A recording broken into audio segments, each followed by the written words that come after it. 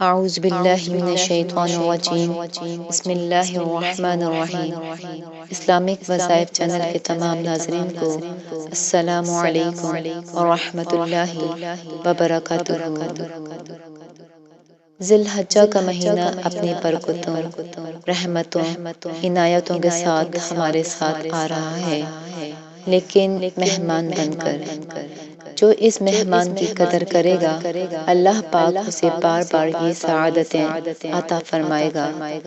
دنیا کا بھی یہی اصول ہے کہ اگر ہم کسی مہمان کی خاطر اور عزت کرتے ہیں تو وہ بار بار ہمارے پاس آتا ہے۔ اسی طرح یہ مبارک مہینہ بھی مہمان ہے جو سال میں صرف ایک بار آتا ہے۔ اس مبارک مہینے کی پہلی 10 راتوں کی اللہ پاک نے قسم کھائی ہے۔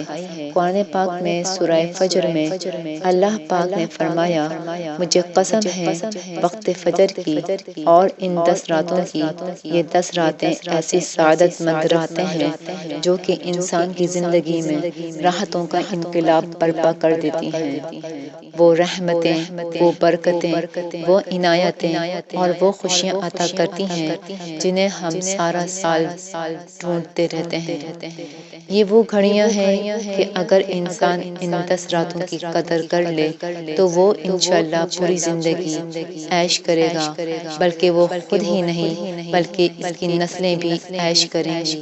اس کی نسلوں میں برکتیں، رحمتیں اور خوشیاں اور حیرت انگیز اللہ کا فضل و کرم ہوگا۔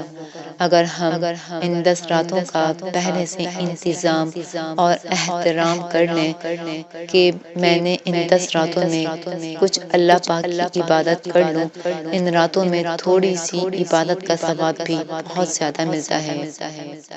رات کو کسی بھی وقت تھوڑا سا وقت نکال کر اپنے اللہ سے باتیں کریں، اس کی حمد و ثنا کریں، اپنی مشکلات، پریشانیاں، حاجات، مسئلے سب بتا دیں، اللہ کا ذکر کریں، کچھ نوافل ادا کریں، کوئی تسبیحات پڑھ لیں، پھر دیکھیں اللہ پاک کیسے آپ کو نوازتا ہے، اپنا خاص کرم و رحم اور عنایتیں فرماتا ہے۔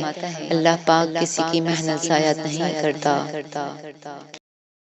بلکہ سب کو بتائیں تاکہ تمام لوگ اس سے نفع حاصل کر سکیں۔ صرف یہ معلومات اپنے تک ہی محدود نہیں رکھیں بلکہ تمام مسلمانوں کو آگاہ کریں، ان کو بھی ان 10 راتوں کی اہمیت اور افادیت بتائیں۔ انشاءاللہ آپ کو اس کا بھی اجر و ثواب ملے گا۔ اس کے علاوہ ذی الحج کی پہلی رات کا ایک خاص عمل یہ ہے کہ آپ کسی پرسکون جگہ یا جہاں بھی جگہ آرام سے ملے، بیٹھ کر خشوع و خضوع کے ساتھ اول و آخر درود شریف پڑھ کر یا توابو یا کریموں کا ذکر کریں۔ جب تک آپ آسانی سے ذکر کرنا چاہیں کر لیں، اس میں تعداد کی کوئی قید نہیں۔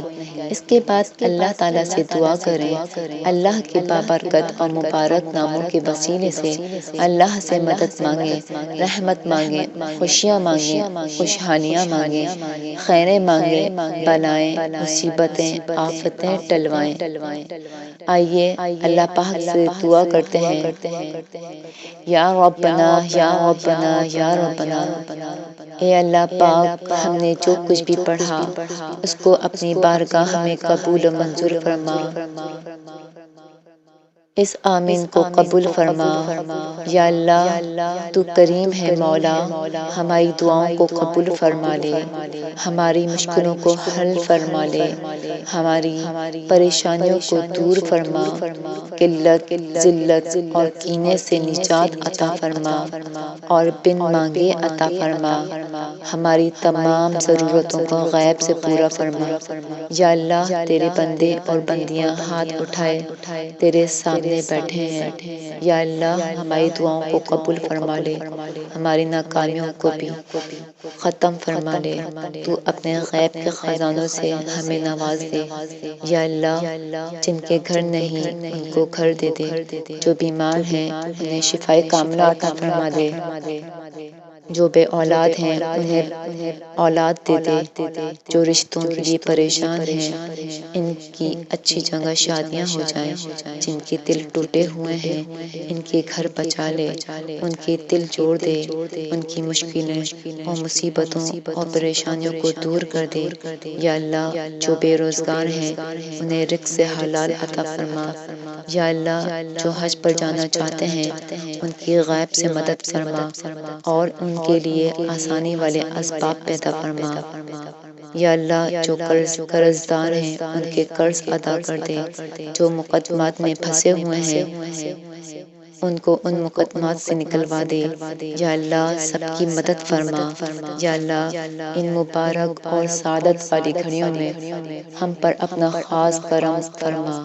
یا اللہ جتنے بھی لوگ اس دعا میں شامل ہیں اور جن کی بھی تجھے آمین پسند آئے ان کے صدقے ہماری بھی آمین کو قبول و منظور فرما۔ ہمیں دنیا اور آخرت کی راحتیں، رحمتیں، خوشیاں عطا فرما، ایمان کامل اور دین پر چلنے والی زندگی اور کلمے والی موت دے دے، برکت اور عافیت دے دے، تو رحم فرما دے۔ یا اللہ ہمیں نہیں معلوم کہ ہمارے حق میں کیا بہتر ہے، یا اللہ ہمارے حق میں جو بہتر ہے وہ عطا فرما، اور جو ہمارے حق میں بہتر نہ ہو اس کی خواہش ہمارے دلوں سے نکال دے۔ آمین یا رب العالمین۔ جس کسی نے بھی دعا کے واسطے یا رب کہا کر دے پوری آرزو ہر بے کس و مجبور کی۔ لا الہ الا اللہ محمد رسول اللہ صلی اللہ علیہ وآلہ وسلم۔